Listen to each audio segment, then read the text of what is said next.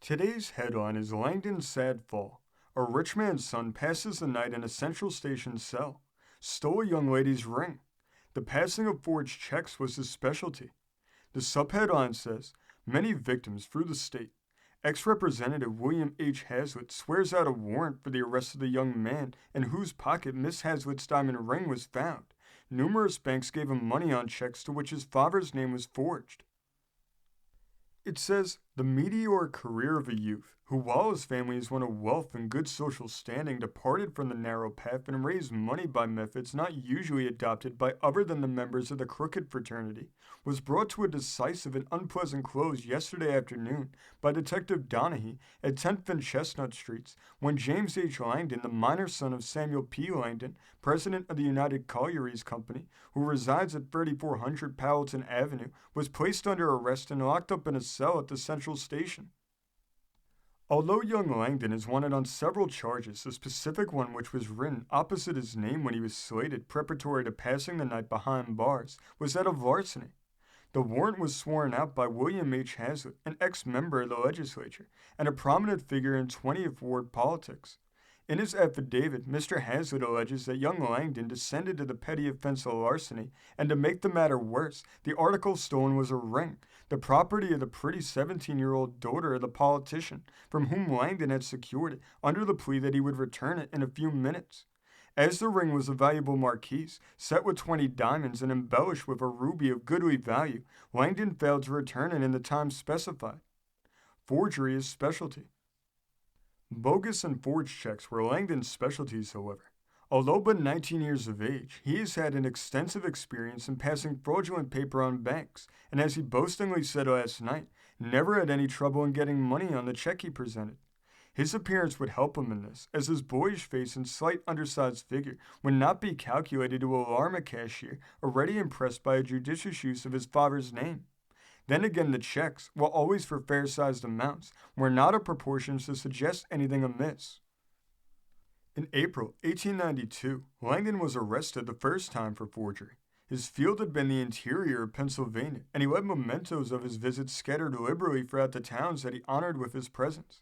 When the first crash came, he was brought quietly to the city, and powerful influence was brought to bear to have the matter quietly settled. Some person, not his father, advanced sufficient money to the sufferers to induce them to abandon the prosecution, and Langdon was accordingly spared the disgrace of being sentenced to prison. It was thought that this experience had sufficed him, and his relatives labored under that delusion until recently, when word began to come in from Pennsylvania, Maryland, and New Jersey that he was up to his old tricks. Detectives were sent after him, but he eluded them. Had the stolen jewelry. Prior to July 6th, he managed to become acquainted with the family of Mr. Hazlitt, who resided in 1928 Marshall Street. Then on that date, he secured Miss Hazlitt's ring, which was found together with some other articles of feminine jewelry in his possession when he was arrested. His circumstances lead the relatives to believe that he has been working the same scheme in other places. Langdon, finding that things were growing warm for him here, took a sudden departure for Atlantic City, where he put up at the Windsor Hotel and cut a wide swath along the boardwalk and in the fashionable resorts. He wore the best of clothes and by his bluff managed to run up a hotel bill of $50. Then he came back to Philadelphia, leaving it unsettled, only to fall into the hands of the detectives. The total extent of his figures is as yet unknown. The Bank of Gettysburg suffered to the extent of $85, while that of Phoenixville cashed his check for $143. At Reading, he left a facsimile of his father's autograph attached to paper on which he collected $189, and at Bridgeton, New Jersey, he earned $20 by similar methods. The Port Deposit Bank is $96 loser by his visit. When he was arrested, in addition to the stolen jewelry, he had in his possession 3 forged checks drawn in his father's name on the Fidelity Insurance Trust and Safe Deposit Company for $96.42, $113.89, and $20 respectively. Admits his crimes. Langdon acknowledges that it was his habit when short of money to go to an inland town for the express purpose of raising money by means of worthless paper. The proceeds he would spend in buying gorgeous raiment and having a good time.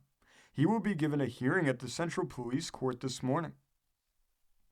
This story came from the great state of Pennsylvania, being reported in the Philadelphia Times of July 16, 1893.